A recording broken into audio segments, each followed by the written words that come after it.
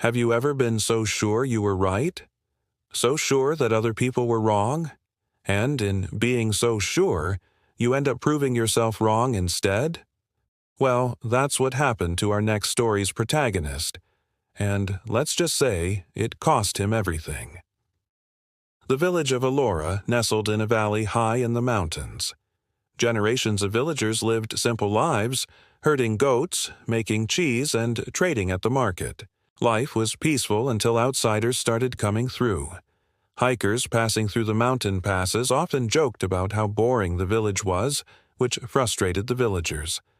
And one night, a drunk hiker stumbled into town. He claimed to have seen a bear during the day, but the villagers told him there were no bears in this part of the mountains. So they all laughed and sent him on his way.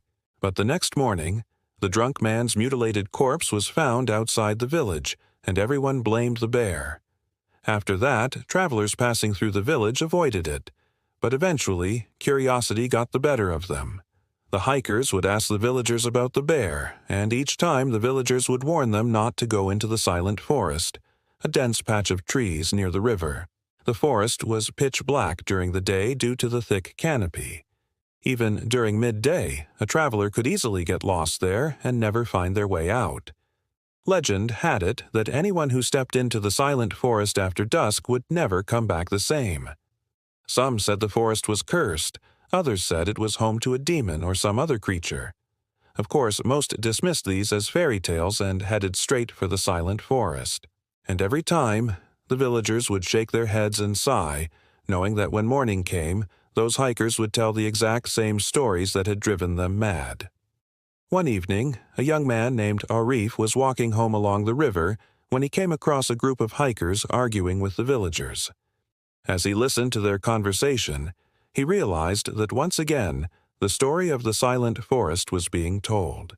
Hearing the other hikers claim that the forest was cursed while the villagers insisted that it wasn't, Arif thought to himself, "Why don't you guys just agree to disagree?" With that, he continued walking. The more he thought about it, the more he felt like the curse was just a bunch of superstitious nonsense. As the sun began setting, casting long shadows on the ground, Arif turned around. He wanted to get home before dark, but he realized he was much farther than he had thought. He could hear the murmurs of the villagers as they talked about the newcomers who were going into the forest. The sound of their voices grew fainter and fainter as he walked, but he knew they were talking about him. Suddenly, he remembered the warnings about the silent forest. Fear pricked at him. He should turn back, but he didn't want to admit he was scared. Besides, the sky wasn't quite dark yet. It was just dusk.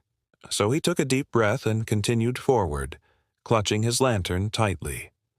A strange wind suddenly picked up, snapping twigs and leaves under his feet. He could feel their gazes upon him as the forest welcomed him. Pushing the fear down, he began to sing loudly, trying to ignore the silence that seemed to amplify the sound of his own voice. But then something unexpected happened. The wind stopped, and even the crickets went silent. At first, it was just an eerie quiet, but then it grew unsettling.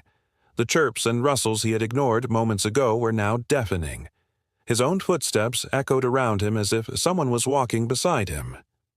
He quickened his pace, telling himself it was his imagination. But then he noticed shadows moving on the ground, twisting and turning in unnatural ways. He tried to rationalize it, telling himself that he was seeing things because he was tired. But then he felt a cold breath on his neck, and a voice whispered in his ear, "You shouldn't be here." Arif spun around, but there was nothing there. Was it the wind? No, it had to be his imagination. But the voice had been real, he could swear. Taking another deep breath, he tried to calm himself. But then he saw a figure at the edge of his vision. It was too dark to make out any details, but it seemed to be watching him. Panicked, he turned toward it. But when he focused on the shape, it vanished. The voice whispered again, this time closer, "You shouldn't be here. You shouldn't be here." This time, it was right behind him. Terror gripping his heart, he broke into a run, stumbling over roots and rocks without a care. The forest seemed to twist and turn on itself, and every path led to the same place, a tall, gnarled tree with bark covered in claw marks. The figure was still there. He could feel its eyes boring into him. He ran in circles around the tree, desperate to escape, but it was no use. The paths kept leading him back to the tree. Exhausted and terrified, he slumped against its rough bark. As he caught his breath, he forced himself to look around. That's when he saw them. Dozens of pale faces were staring at him from the darkness between the trees. They were the missing hikers from the village square.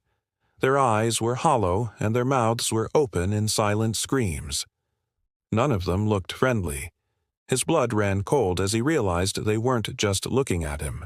They were beckoning with silent, invisible fingers, urging him to join them. Desperately, he backed away from the tree, but the faces followed him, their whispers growing louder. They were chanting now, and their voices wove together to form a single, terrible sound. In his terror, he turned and ran again. He couldn't escape. The forest was closing in on him, the whispers echoing around him. "You shouldn't be here. You shouldn't be here." He tripped and fell, scraping his palm on the rough ground. Pain shot through him, pulling him back to reality. He looked around wildly. The faces were gone. The whispers faded into an unsettling silence.